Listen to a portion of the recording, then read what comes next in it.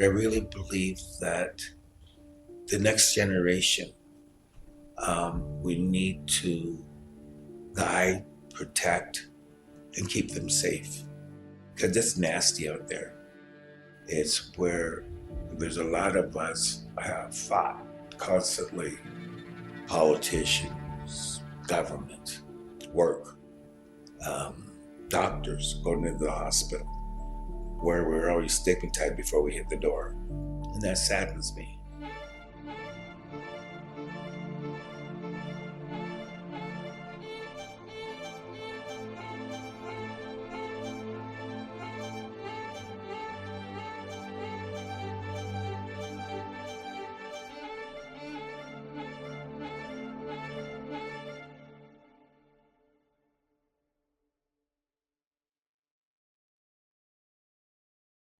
I guess we can start off by just introducing yourself. Oh, Lord. DonTurner. My spirit name is Soaring Falcon. My grandfather's from Montana. Blackfeet tribe came here, moved to Wapawagan, and I got a double whammy. So I lived the Red Road and I also lived Blackfeet.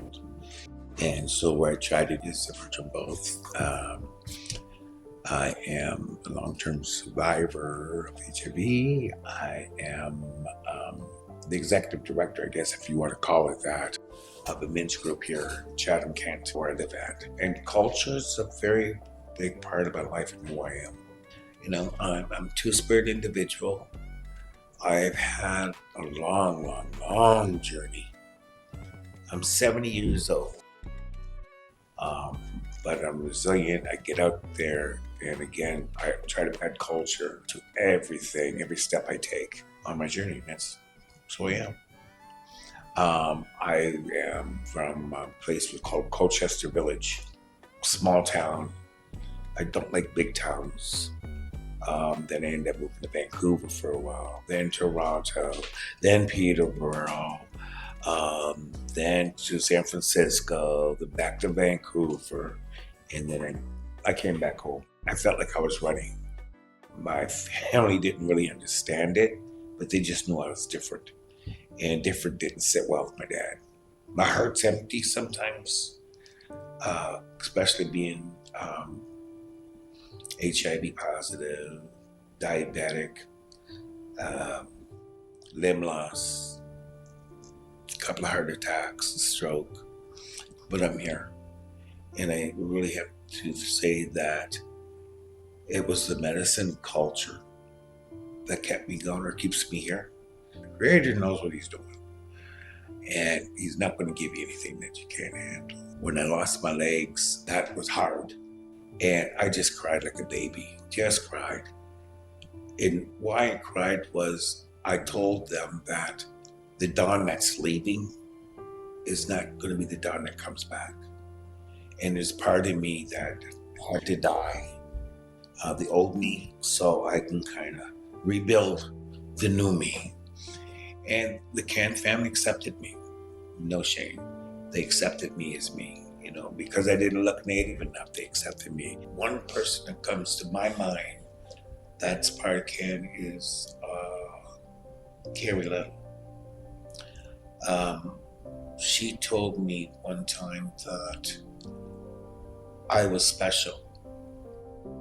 And I looked at her like really strange, like, what do you mean I'm special? She says, Don, just because you have no legs doesn't define who you are. And why I had that conversation with her is because she's in a chair.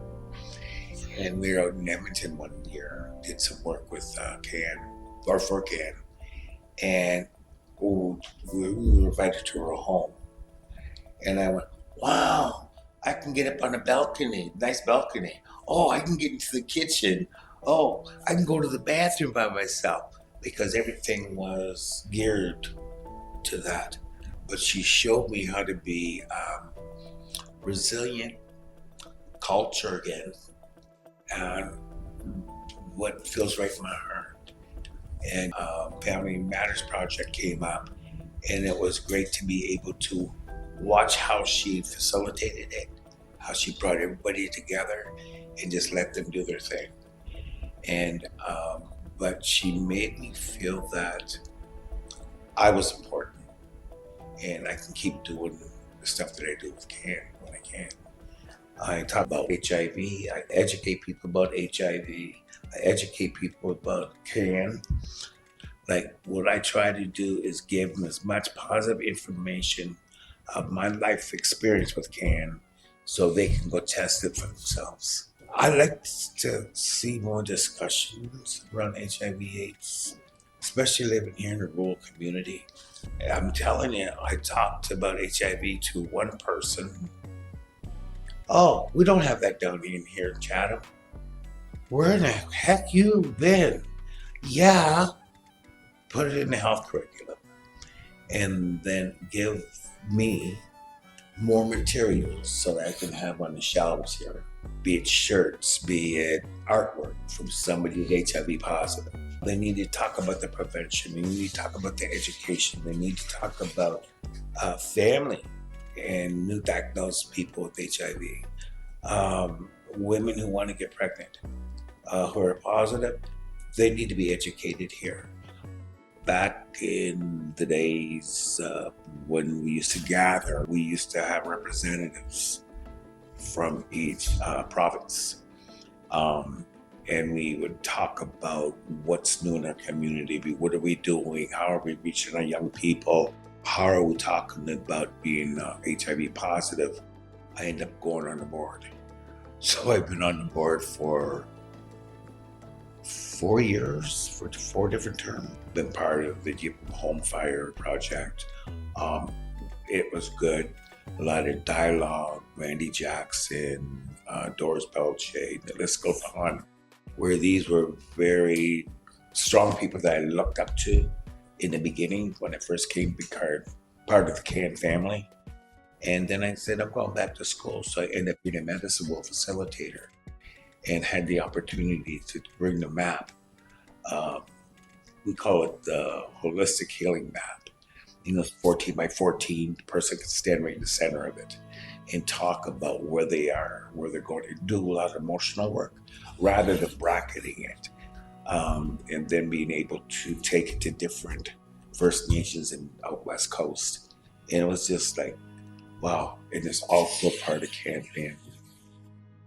Going to different conferences, the national ones, and being able to do a presentation or be on the speakers panel, but meeting other Indigenous people along the path.